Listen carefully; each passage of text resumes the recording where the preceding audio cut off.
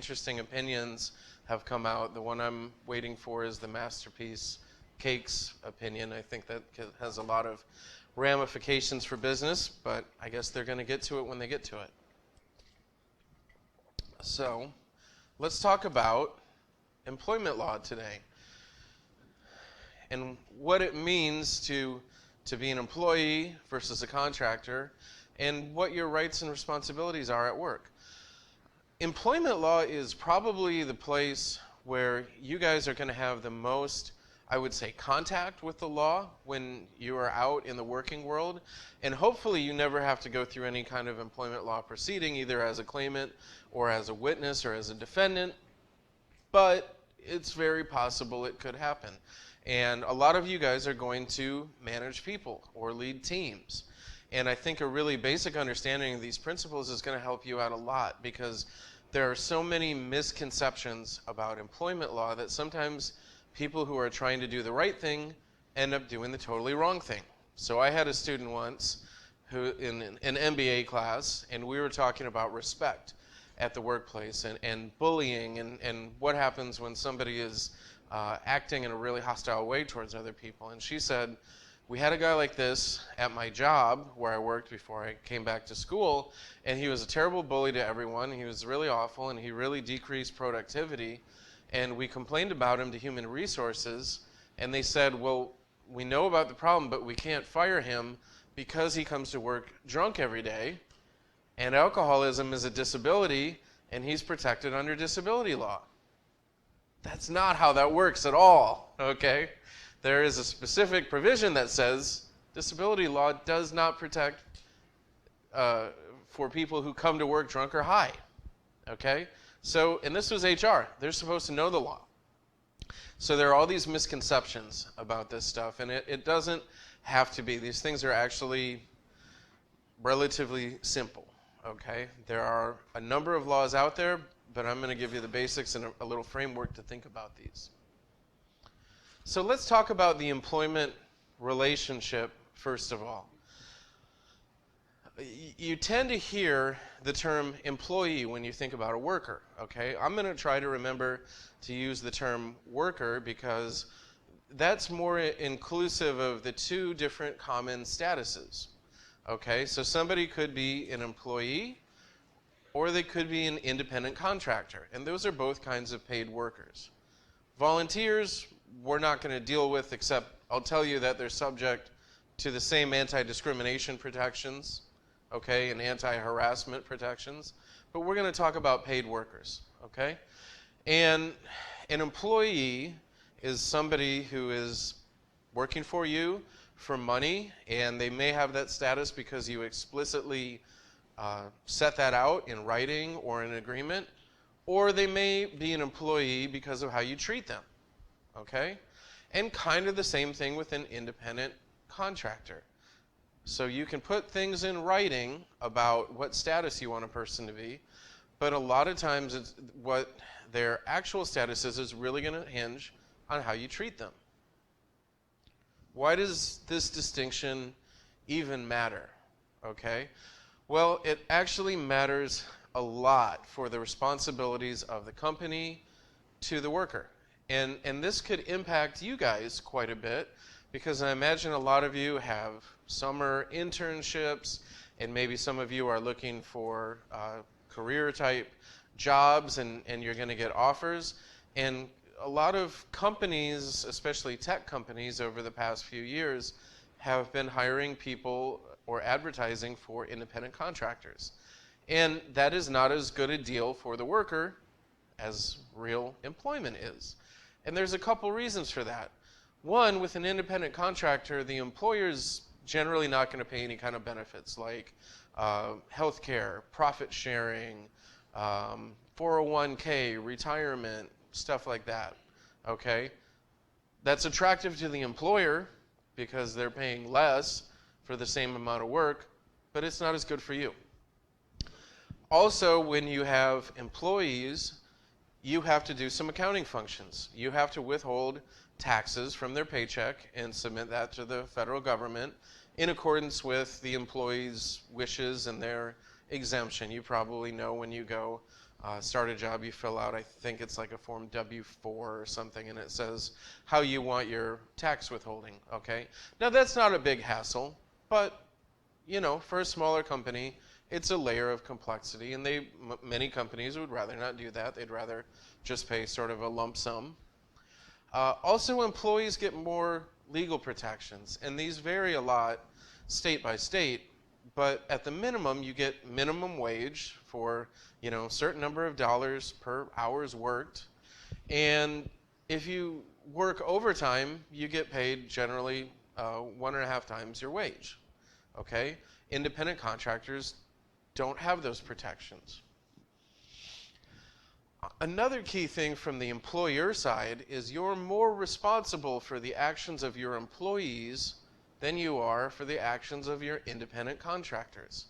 And what would an employer like? They would like less responsibility, less liability, right? That's normal, that's natural, okay? But that matters to them. So the traditional kind of, we'll talk about let's talk about the factors there. Okay, so how do you tell, after I've given you these sort of pros and cons, how do you tell if somebody is an independent contractor or an employee? Well, you look at the explicit statements, in other words, what the employment agreement says, or contractor agreement, but then you also look at this right of control test. So I have clients, some of whom are businesses, and a lot of times they would come to me and say, I'd like you to drop an independent contractor agreement, and it's going to be for this person, and it's going to be for 1 year renewable. They're going to make this many dollars per hour. We're going to put some money towards health care for them. You know, we're going to have them work in the office in this job function and write up these job duties and responsibilities. And so I go to my client, I said, I'll write whatever you want.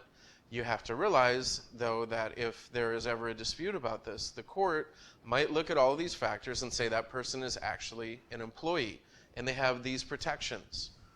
One of the other protections I didn't list here but should mention is unemployment benefits. If you're an employee and your job is terminated for any reason other than something you did wrong, you can go and apply for unemployment benefits. Independent contractors don't get that right. So where a lot of these cases are actually determined as to what the person's status is when they go and apply for unemployment. And then the employer may go back and say, no, they're an independent contractor. And the person may say, well, I think based on these factors, I'm an employee. So what are some of the factors here that a court might look at in determining if somebody's a contractor or an employee? Well, we look at behavioral control. Are you going to control the hours of their work and how many hours, how often they work, how the person does the job, and are you going to contribute training? Are you going to train them? The more control you exert over how and when the person does the work, the more likely they are to be an employee. Okay? So let's contrast the situation and say, what is sort of a genuine independent contractor situation? Well, suppose you run a business and you would like a website designed for you.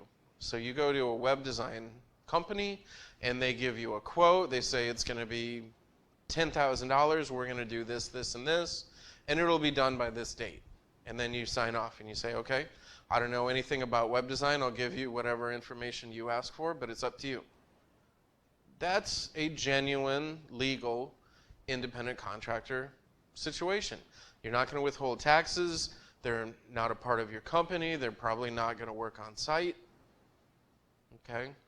But a lot of companies like Microsoft and some of the other large tech companies have been known lately for hiring people as contract workers or independent contractors for like a 3-year term. And they put them in offices in their building next to people who are employees, legal employees. And they have them go to the same meetings and receive the same training and do the same kinds of work. And they're doing that because it's cheaper to hire people that way. And there's a perception that it's easier to get rid of them as well. And they're betting that no one will challenge that status. And in fact, when you do challenge that status, often the court might say this is a de facto employee, okay? The more financial control that you exert over your worker, the more likely they are to be considered an employee, okay? If you pay them a salary, you know, like a weekly, bi-weekly, monthly, whatever, or an hourly wage versus just a lump sum payment, looks more like an employee. And if you give them benefits or withhold taxes, it's definitely looking more like an employee status. And I think this is an issue that is a kind of a big deal right now. Okay, with the so-called gig economy, which I just think is a really funny bit of business jargon. But stuff like Uber, all right? These are very big legal battles right now. And we'll talk about Uber in a minute and why this is so important to them. But here's kind of a basic concept that we want to think about when we're looking at who's responsible for some damage done by a worker, okay? Or who's responsible for the actions of a worker. An agency relationship is just sort of the big legal term that underpins all of this stuff. And it's got two parts, the principal and the agent, all right? So this picture is from the virtual reality lab, and this guy's got some sensors, and whatever he does with his body, the little robot guy does too. That's kind of cool, right? And that's kind of the essence of the principal-agent relationship, okay? The principal is the one giving the direction, and the agent is carrying out the work. So typically, that's the employer and the employee, okay? Independent contractors, legally speaking, are not generally agents of whoever has hired them. So you see that big distinction there. All right, one is an employee is an agent, an independent contractor, not necessarily. And that really matters when the worker causes some kind of damage, like crashes a truck into somebody and injures them, or screws up a project and causes some financial harm. All right? Because you can always go after the individual person who did the damage, but most of the time what you're looking to do is to go after the company who has insurance to cover that, because the individual person might not really have any assets. Okay? So a lot of the analysis in these cases of I was injured by an Uber driver, or I was injured by a FedEx driver, or I was injured by a concession worker at Wrigley Field who threw a hot dog and hit me in the head, all right? A lot of the analysis is who do those people actually work for, and what's the nature of their relationship? And can you sue the larger company, or do you have to go after the guy who throws hot dogs for a living? Because that's not a great situation to be in if you're a plaintiff. And we call this Respondeat superior liability. So just a little bit of Latin for your Tuesday. Respondeat superior means let the master respond. In other words, if your agent is out there causing harm and you're the one who's directing them, you're responsible. You have to pay. Okay? So Uber is a great example of a company whose future may hang on this particular determination. And there are a couple of reasons for it, okay? So one is, what responsibilities does a company have to their employees under labor laws? Now, labor laws differ a lot from state to state. And in California, you have to reimburse your employees for mileage, no matter what, okay? Now, if you're not familiar with Uber, it's essentially intended to be an independent contractor kind of thing. You get some percentage of the fare from the company, but you pay for your own miles, maintenance, gas, whatever, okay? You sign up through an app, you get very minimal direction, and you're essentially running your own business. Well, some drivers in California got together and said, you know, Uber's got a lot of control over us. They have all these requirements about what kind of vehicle we can use, whether or not we're allowed to decline a passenger. There are all these rules. We think we're employees, and we want reimbursement for our mileage. Well, if they were to win, that would kind of destroy the economic model underlying Uber, okay? The other issue is that, as we're increasingly learning, sometimes Uber drivers aren't very nice, and they do things, okay? So just kind of skipping ahead to this slide, this fella was getting a ride home, and I think it was San Francisco, and the Uber driver started going the wrong way, and he told the driver, I think you're going the wrong way, and instead of having a reasoned discussion about it, the Uber driver grabbed a hammer and turned around and hit him in the head. Okay, backseat driving is not a nice thing, but that's crazy, right? And so he would like to sue Uber, a large company that has insurance to cover these kind of damages. Can he sue the actual driver? Yes, and I'm sure he did. How much money does that dude have to satisfy this guy's medical bills? He had to have facial reconstructive surgery, okay? Crushed some bones in his skull, all right? So this is a major business issue for Uber, and they've been dealing with these lawsuits for years. They continue to. They did a partial settlement in Massachusetts and California with the attorney generals in those states, where they just basically said, we'll pay this much and we'll give more resources to the drivers if you don't call them employees. So it's kind of a Band-Aid fix, but they are facing tons and tons of lawsuits over this. So in the context of some of the new economic models, this is a really important determination. Now, what about actual employees? Okay. You've probably heard the term employment at will. And Iowa is an employment at will state, or you may have heard right to work is kind of a politicized term for it, but we're an employment at will state. And what that means is that either an employee or an employer can terminate the employment relationship at any time for any non-illegal reason. So if you're working at a job, you can quit. You don't have to have legal reason to do that. And at the same time, they can fire you for any reason that's not illegal, okay? They can fire you for good cause, which means you actually did something wrong, or for no cause at all. The general rule, the terminating party has to give you, maybe one pay period notice, whatever that is, 2 weeks or whatever. Often they will just give you the money and ask you to leave. So that will depend on state law. And like I said, they can do this for any reason that's not illegal, and we'll talk about some exceptions to this. But what does it mean in practice to be able to fire someone for any non-illegal reason? Okay? Well, you could fire somebody because you don't like the quality of their work. If they're an at-will employee, do you have to document that and explain that?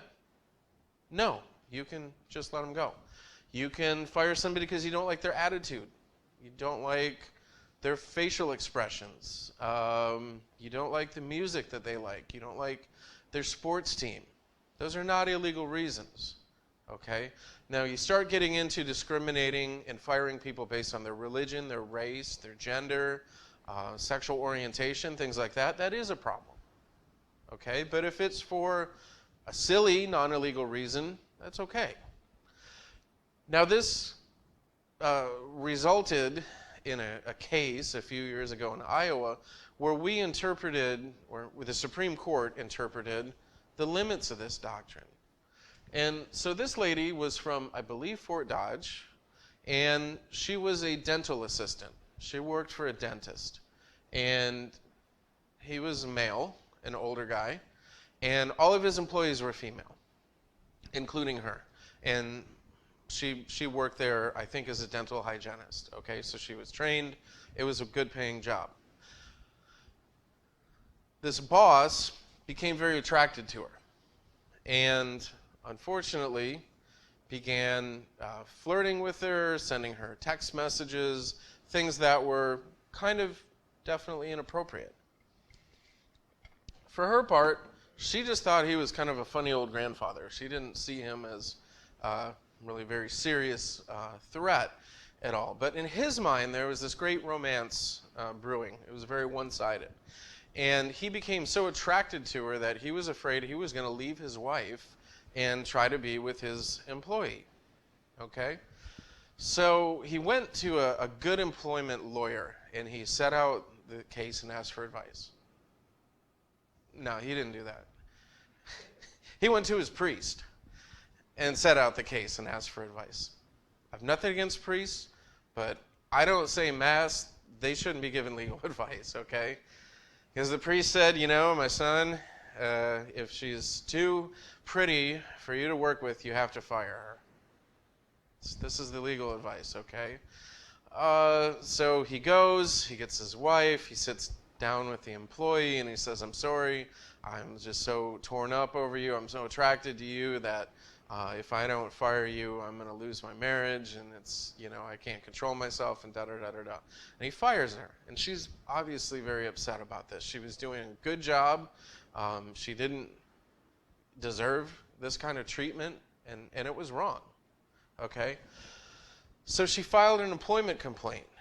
And what I'm going to show you in the subsequent slides is for a discrimination claim, you've got to show a protected class. Like, what is a class-based reason that you were discriminated against? And she said gender. I'm a female, he's male, he's heterosexual, he's attracted to me. This was gender-based discrimination. She did not file a sexual harassment complaint, and I don't know the reason. Maybe it was because she didn't take him very seriously or something. The lawyers would know, and she had good lawyers. There must have been a reason, but she didn't file that. She filed a gender complaint. I was fired because I was female. It goes up to the Iowa Supreme Court, and they look at it, and it's a well-written opinion, although I don't like the result. It's well-written if you read it. And they said, we don't like this. We don't think this is fair. We don't think this is necessarily morally or ethically right, but it's not illegal because he has other female employees and he didn't fire them too. It brought a lot of attention in a very negative way to Iowa. And to that practice, you know, I would guess that dentists either went out of business or had some pretty severe repercussions. It was not held to be gender discrimination. Okay, so I think it would be really hard to be a judge and have to decide cases, any case, but that one was very difficult, all right? I don't like the result. I think it's unethical what he did and wrong. But it goes to show you how expansive this employment at will doctrine is, okay? It's very employer-friendly. Now, what can you not fire people for if you're an employer? Well, you can't fire somebody if it violates public policy. This was not an argument that I saw made in the irresistible case I just showed you, but it's made in other cases. So if you have somebody and you order them to do something illegal, like we've got all these toxic chemicals, Bill, I need you to take those out back and dump them in a trout stream, please. Okay? And don't tell anyone and destroy the evidence. And he says, no, I'm not going to do that. You say, okay, you're fired. Well, then he would have a claim to go and say, I was terminated in violation of public policy. I was at will, yes, I could have been terminated for any non-illegal reason, but they fired me because I wouldn't do something illegal. Okay? Also, if somebody is a whistleblower, they expose unsafe working conditions or fraud or something like that, and then you fire them, that is also actionable. That's a retaliatory discharge. Okay? So those are some of the situations where you're not allowed to fire. Basically, you're not allowed to bring your employees into a cover-up and fire them if they won't join you. All right? So that's just good advice. There are also some written laws, statutory laws, that say when you cannot fire an at-will employee. So the biggies are the federal and state anti-discrimination laws, which we'll look at in detail. But then there's also some labor protection stuff. So we talked about like the Facebook post issue, you know, what if you've got 2 or more employees talking about the company or working conditions online? Well, you know that has some implications under the National Labor Relations Act for like organized labor. If your employees are trying to start a union and you decide you're going to fire them, like Walmart has been often accused of doing, that's illegal. Can't do that. Or if you do, you have to pay damages. Some folks are going to have a special status over and above at will, and they will actually sign an employment contract. It's pretty rare for everyday folks, okay? Some of you guys may sign employment contracts if you're going to be doctors or professional athletes, that's pretty common, or coaches, or teachers sign contracts for a term of years, professors, okay, but most people will go through life and be at-will employees, even if it's a highly paid position. Okay, but in an employment contract, there's usually a guarantee of employment for a certain length of time, and there's often some limitations on both the employee from leaving the company and the employer for the reasons that they could fire that person. All right, so usually there's going to be some kind of statement that a person can only be terminated for just cause. So what constitutes just cause? Maybe you're under contract to work for 3 years and you just decide not to go to work anymore. Or if you're an athlete and you're required to attend all the games and the practices and you don't show up, that's just cause, okay? It's not usually poor performance. It's more like, are you trying and doing the duties of it? Things that you could do that might breach the contract from the employee side, well, like sexual harassment, like this guy lost multiple employment contracts. Morals clauses, you know, increasingly as I do endorsement contracts for athletes, the companies put in clauses saying that if they do something that brings disfavor on them, or if they are caught, you know, they are arrested on suspicion of committing a crime, or things like that, that the contract can be terminated. Okay, so there are things like that. I'm not going to go into a lot of detail about employment contracts because it's so unlikely that you're actually going to do one explicitly. But what I will mention is that there are times when an employee handbook can create a contract or an implied contract. Okay, and this is where the at-will part of employment can get a little tricky. Okay, so let me see. Yeah, we'll just go back to here. Okay, so sometimes I have employer clients who say, I heard I should have an employee handbook. Will you draft one up? Sure. What do you want in there? I don't care. Just whatever. I said, I think it's important because sometimes those are held to be contracts. For instance, maybe some of you guys have worked at places like, you know, your typical summer hourly jobs where people, maybe there's a lot of turnover at the job, and you might have like a progressive disciplinary policy that has to do with what happens if I show up late or miss work or screw something up. And so maybe the employee handbook will have something like the first time is a verbal warning, and the second time is a written warning, and the third time is termination. And then maybe your employer had you read that, and maybe they had you sign that you received it and agreed with the terms, and then maybe the supervisor signed it saying that they had given it to you and that you had read it. You know what a document with a bunch of terms and conditions and consideration and signatures from both sides looks like? A contract, right? And so suppose you show up late and it's a very big day. Suppose you're, I don't know, a caddy and it's the day of the big golf tournament, and you show up late, and it screws things up, and they say, you're terminated. And you say, but we have a employee handbook that we both signed that said, I get 2 strikes before termination. If you were to challenge that, the court would probably agree with you and say, yeah, that employee handbook very well may create a contract. So I've noticed employers now, a lot of times there's language in the employee handbook that says, this is not a contract, this does not modify your at-will status. Again, they can insert that language, but the court's still going to look at how things actually happen, more than just the written stuff.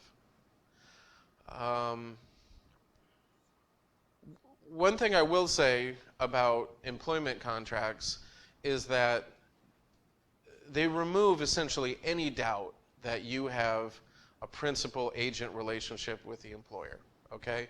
If somebody's under an employment contract, they are clearly your employee. You cannot later say, I didn't have control of that person.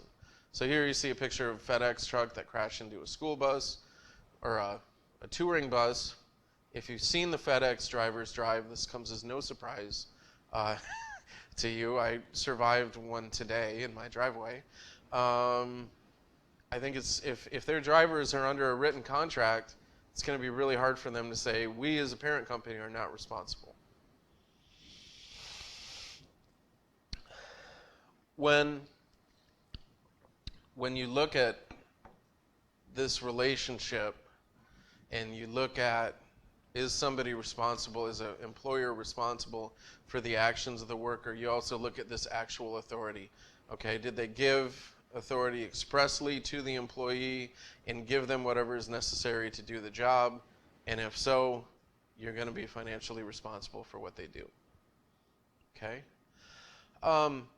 If one side or the other breaches that employment contract, the rights and remedies are going to be just what we talked about in the contracts chapter. No need to belabor it. There can be a cause of action for breach, and there can be damages.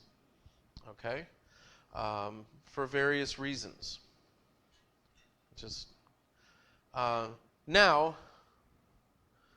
contract employees also get the anti-discrimination protections that an at-will employee would. Okay? So we'll talk about those, but essentially it's going to be your protected class discrimination, whistleblowing retaliation, and the public policy stuff again. Okay? Constructive discharge is a term that could apply in the at-will, but I guess I would more often think of it in a contract employment setting.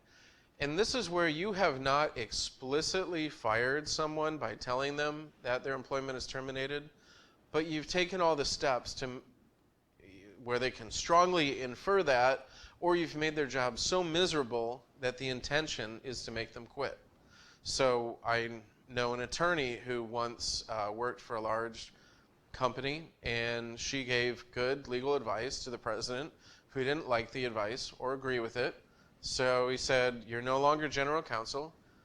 They moved her desk into a basement stairwell, and they said, we're not firing you, but your job now is to sit in this desk and look at the wall for 8 hours a day. Okay, you'll still be paid the same, so you can't sue us because we didn't fire you, but you're not going to do any legal work. You're just going to look at this wall. Constructive discharge, all right? She won that suit, by the way.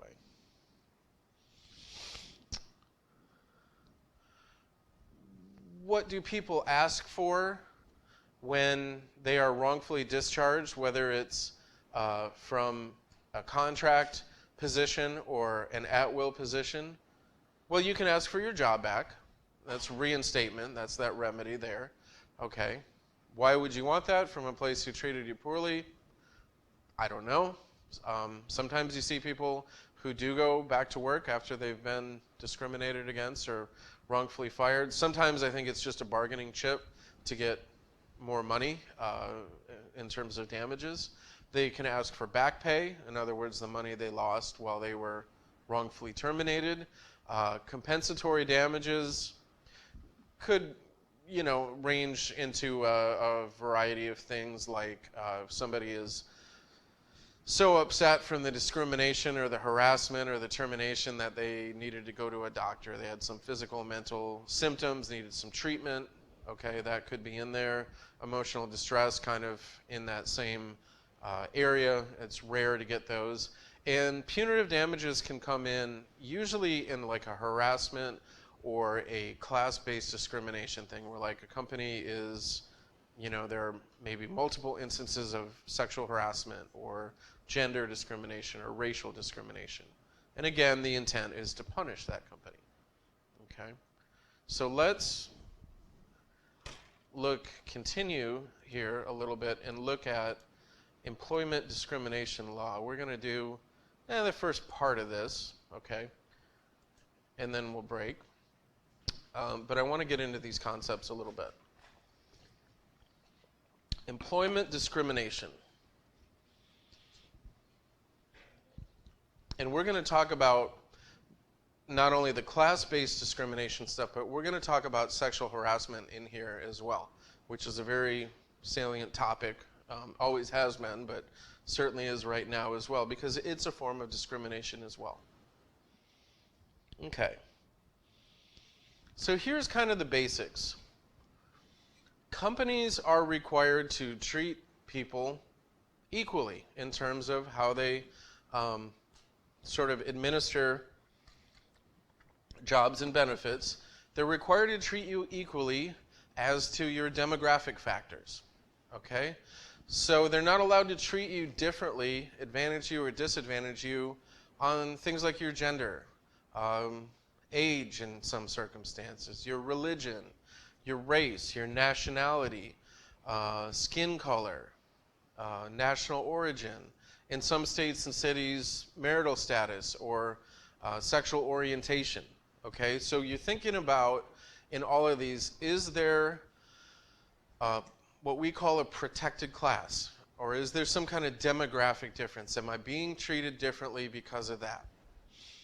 Companies are allowed to treat people differently based on their level of education, their performance, their experience, their skill.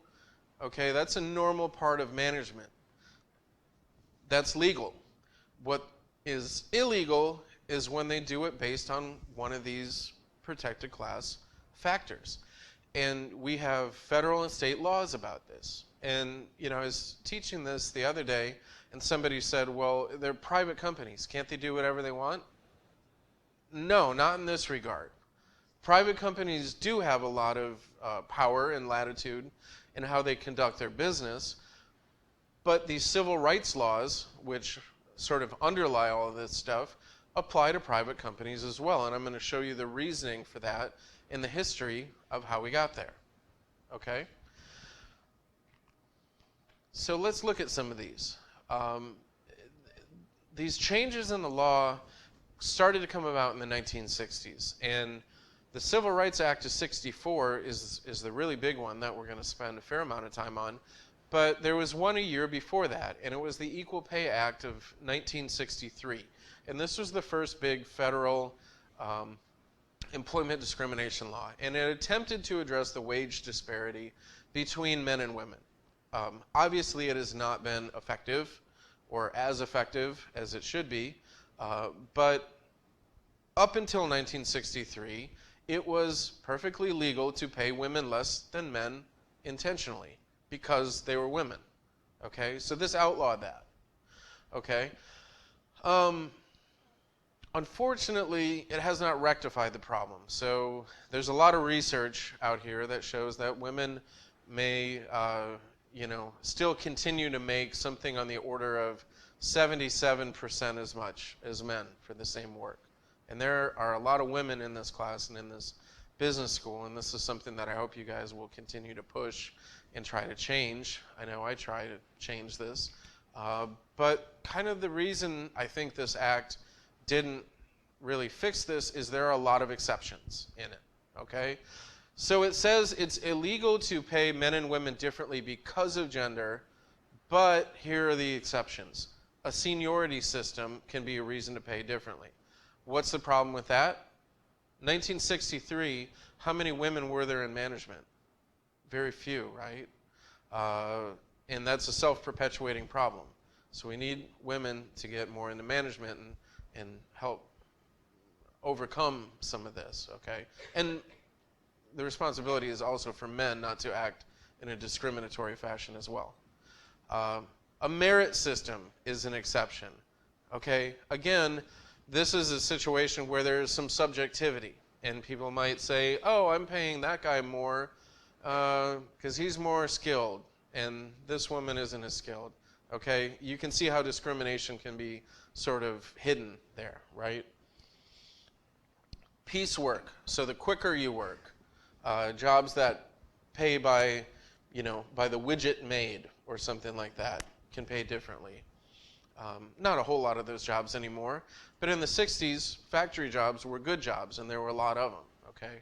So that was a bigger deal back then. Or differentials not based on gender, which is just kind of a blanket exception. So, people still bring cases under this act and probably win them sometimes. It was a good step. It's been 50 years. I think we need more, okay? Now, come forward a year to 1964, in the heart of the civil rights movement, long before I was born or you guys were born, but we know it's a really important time in our country's history and also in our legal history as well. And we start to see federal legislation on civil rights. And a lot of that happened because different parts of the country were still segregated, okay? We had racial segregation in schools in the 60s in the South. Not up here in Iowa as much, although it existed everywhere, but in the South, and they didn't want to change. There were many restaurants and hotels in the South that non-white people were not allowed to patronize or use, or if they did, they had to use a back entrance. They couldn't drink out of the same water fountains. They couldn't get a meal, couldn't get a hotel room, okay?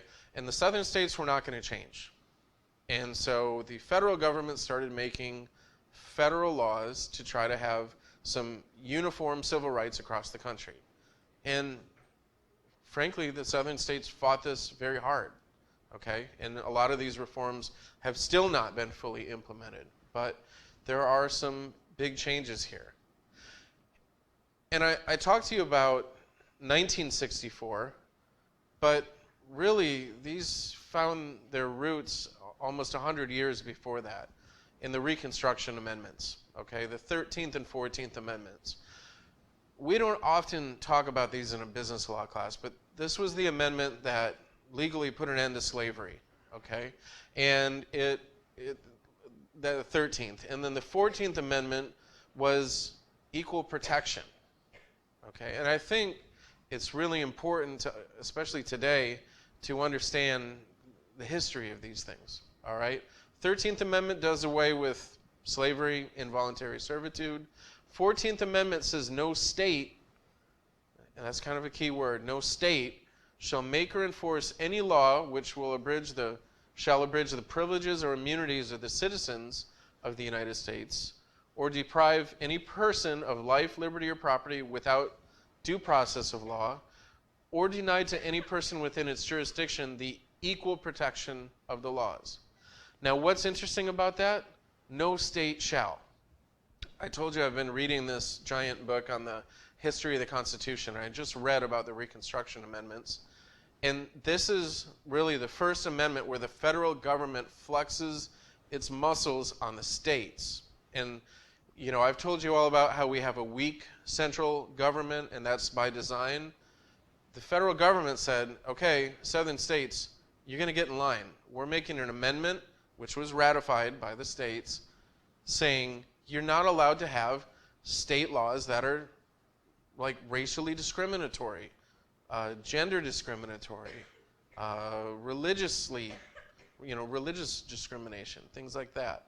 So it's kind of the federal government dragging these states along, okay?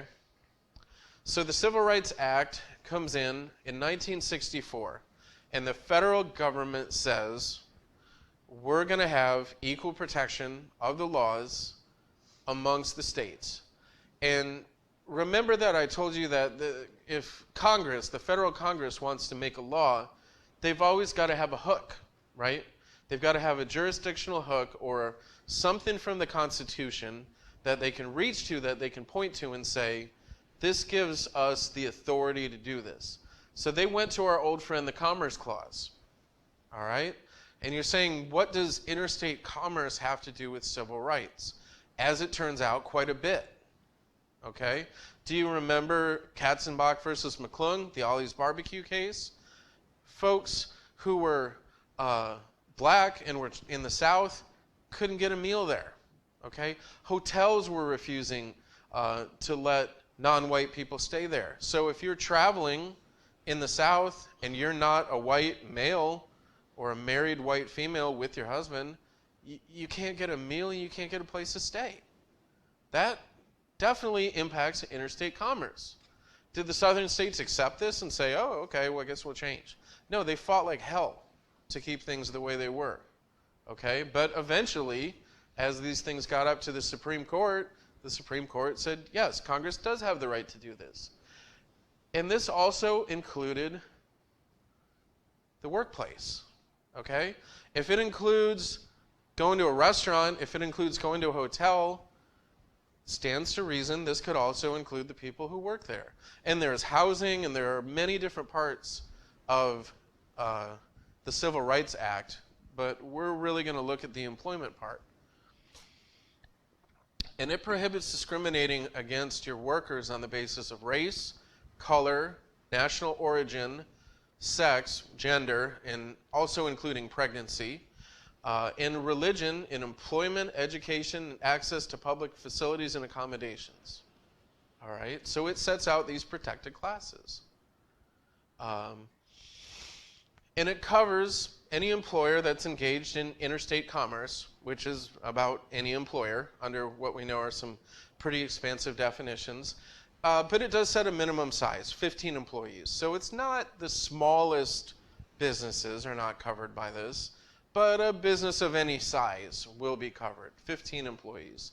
And they created the EEOC, which is a federal administrative agency, to oversee this law, to take complaints, make investigations, and essentially do all of the things that an agency does. Okay? So big change. Until 1964, companies could essentially not hire people because they didn't like your race or your religion. Could fire you based on your religion. Maybe you've been working there for 2 years and they come to find out you're Catholic and they say, oh, we don't like you guys, get out of here, all right? This is a big change. It's a big change. And it talks about these tangible employment actions that qualify for sort of an analysis under the law. So if you hire somebody or refuse to hire them, if you fire them, if you promote somebody, if you pass somebody over for promotion, if you change their pay, change their job, title, duties, all of those things can be done for performance reasons, can be done for skill, education, experience, but you can't do them based on those protected classes, okay? You can't just decide, I'm going to pay white people more, or you can't just decide, I'm going to fire all the old-timers, okay? That's coming up in another act here, but they're all, in my mind, they all work together, okay? So I think everybody in here probably grew up kind of understanding and accepting that, but that wasn't how it was, okay? So what's a protected class? Well, I'll give you a little bit more detail. I mean, it's pretty intuitive if you think about those demographic factors, but race is one, and it can include your particular race as well as features that are associated with that race, like facial features, hair texture, things like that. So in other words, being perceived as a member of a certain race.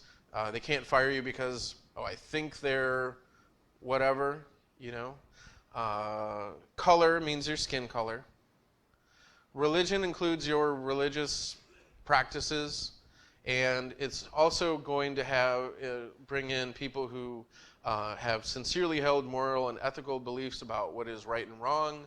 So that's kind of I think we've used the term creed in the constitutional law chapter. It's maybe not quite an actual religion, but it's a code, all right? So they're not allowed to fire you, demote you, pass you over for a promotion because of your religion. Gender is protected there. Pregnancy Discrimination Act amended this in 1978 to say that you can't discriminate against women who are due to pregnancy, childbirth, or related medical conditions, and said that's a form of gender-based discrimination. And national origin, the country where the person came from. Immigration status is a separate thing. I had somebody ask me, well, what about companies that don't want to sponsor visas for foreign students? Well, okay, that's a whole nother section that I'm not really conversant in. But in general, if somebody is legally in the U.S. and they're legally able to work, you're not allowed to discriminate against them just because they were born somewhere else. So that's a good stopping point. I'm going to see you a week from today. Remember, no class.